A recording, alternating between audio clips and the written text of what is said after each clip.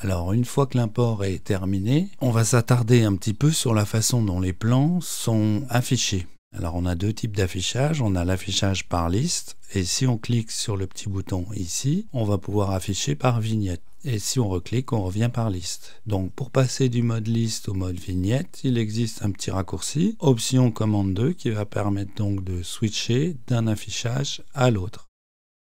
On remarque aussi que les plans sont organisés par petites rubriques qu'on peut ouvrir ou fermer. Alors ici, elles sont organisées par date de création, c'est-à-dire la date à laquelle les fichiers ont été tournés ou date à laquelle, comme cette image, les fichiers ont été créés dans Photoshop. Alors ce critère de groupement, on peut le changer. On va aller dans ce petit menu. On voit ici qu'on est groupé par contenu créé. On peut choisir par exemple de les grouper par date d'import. Alors ça peut être pratique si on est sur un montage au long cours pour retrouver par exemple plus facilement les plans qu'on vient d'importer le jour même. On peut aussi choisir par bande, scène, durée.